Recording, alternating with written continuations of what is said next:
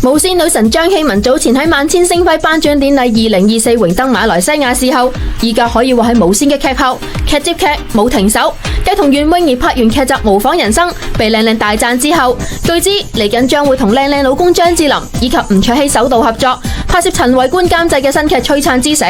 今次係 Chilam 繼劇集《衝上雲霄2》之後，相隔12年再播無綫拍劇。有指佢同卓羲係飾演豪門世家出身嘅兄弟，